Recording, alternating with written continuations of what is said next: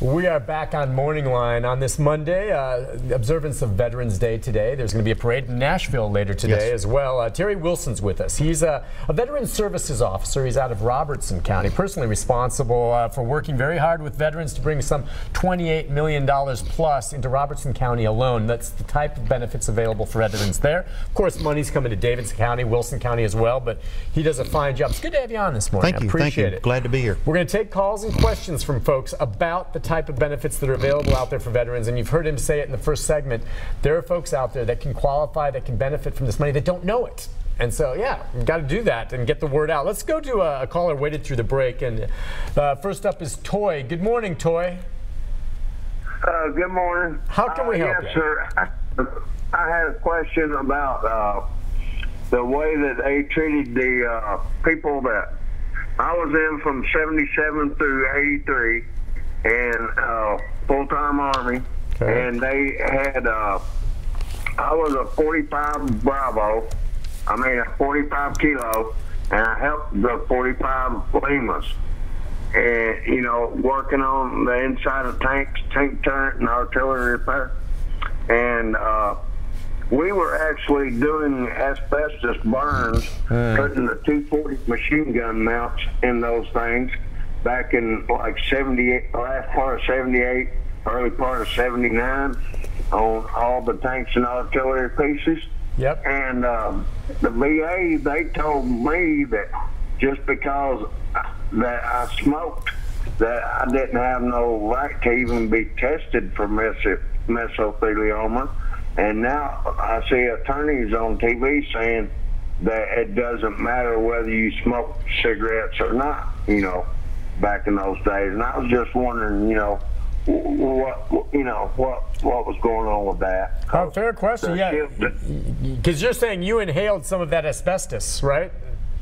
We inhaled quite a bit because we didn't use, we just used hot things to drill holes for the 240 machine gun mounts that were put on the inside of the 60A1 tanks. All right. Well, let's see what he can answer for you then. I appreciate it. And all right, so he was 77 to 83, and I guess he was doing something he deemed kind of hazardous, having to burn that asbestos from those weapons. So what's your thought on that?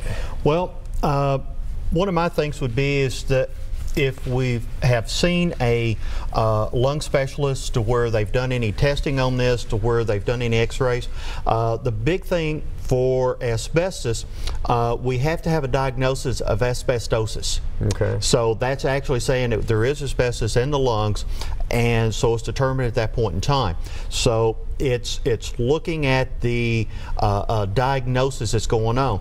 Now, if someone has a diagnosis of COPD, now that's a big difference between that and asbestosis. Sure. So that's the one thing that the VA is looking for, is going to be that diagnosis for asbestosis.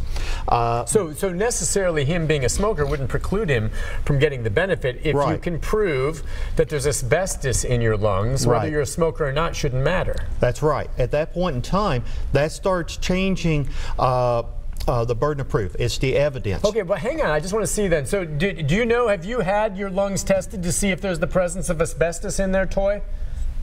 No, sir. I went straight over. You know, I got sick and I had a heart attack last year, right about a little over a year ago. And I asked them at that point whether they could give me a check for asbestos-related, you know, mesothelioma, and they said they couldn't because I was, you know, smoking cigarettes.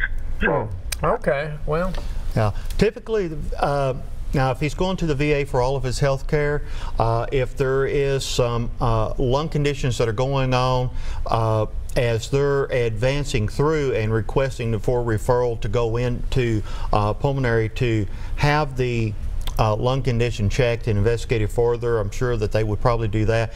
If he's seeking health care doing health care outside the VA, then my recommendation there would be to talk to his primary care doctor, see about getting the the x-rays or the testing done on the lungs to see if there's any asbestosis there.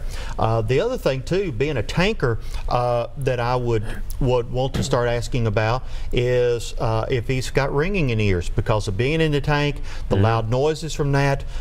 There's bound to be some tinnitus going on. Also, if there's other injuries or anything that he sustained in service, looking at the potential service connections on that, while also investigating for the potential for asbestosis.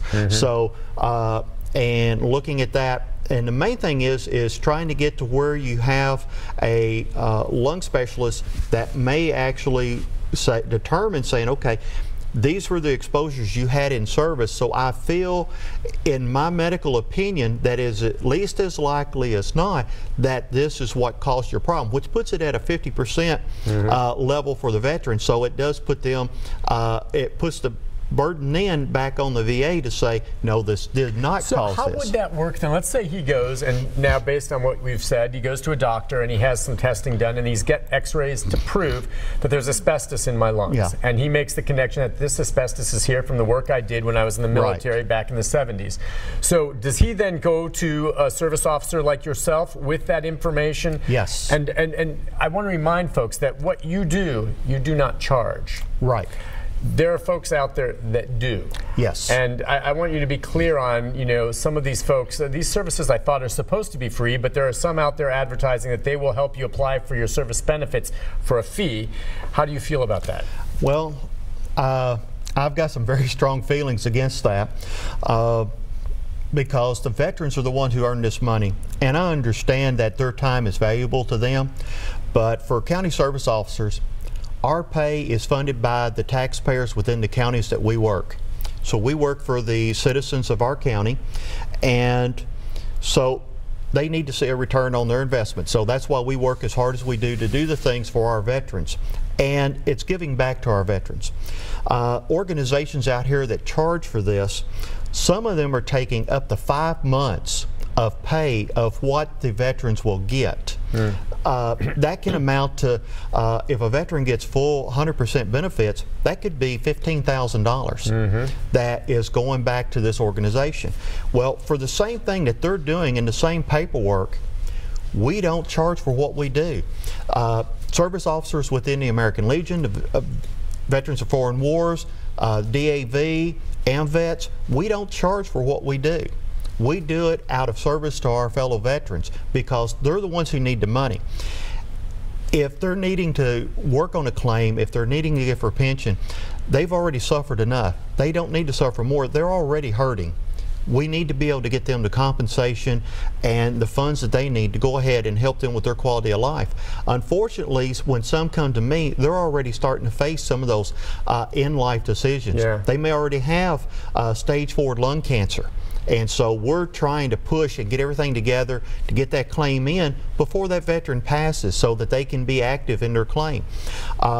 If I have someone who's suffering with ALS, of course there's no cure for ALS. ALS is, which is Lou Gehrig's disease, is something that's open for all veterans to claim for. They don't have to have exposure to Agent Orange. Don't have to have wartime service.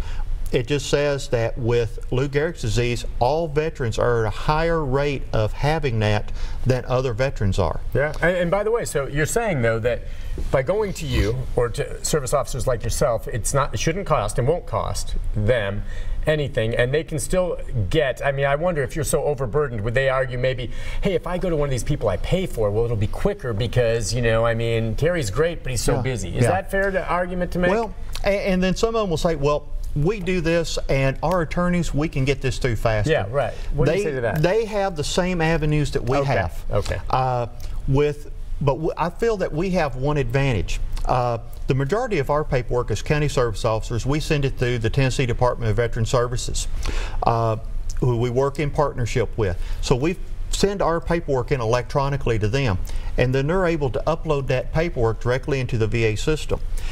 The time frame, a lot of people say, well, you know, before it took me 2 years to get my claim through. And what I have seen over the time, I'm starting to see why it took so long for those claims to get through. If you we always try to do what's called a fully developed claim. And with that, we're putting everything together. Not just the one issue we know that we're going to be able to get through, but we want to do everything as a whole for that veteran. So we want to make sure we've got all that medical information. If it's outside the VA, if it's inside the VA, then that makes our job even easier because all the evidence is there. But if it's outside, it's gathering that evidence. And once we put it together, we send it in. It's right now, I'm always telling the veterans it's about a 6 to 8 month turn time from the time I submit the claim. Sounds like Social Security, but when you're applying for disability. But in essence, it takes about 3 to 4 months. Can the pay, if it does get approved, is it retroactive? Yes. All right, take a break on that note. That is like Social Security as well. You may take a while to get it, but when you finally get the benefit, you get a retroactive lump sum. Yes. Listen, we'll be back with more phone calls. I have more detail I want to get into with you, and you brought certainly a lot of information here about the services available to veterans, and the vets may not be aware of it, and we want to get the word out. We'll be back with more with our guest right after this. This is a Storm 5 weather update. For weather on the go, download the Storm Shield app. Hi everyone, I'm News Channel 5 meteorologist Leland Statham. For the Mid-South today, area of low pressure tracking south and east of us, bringing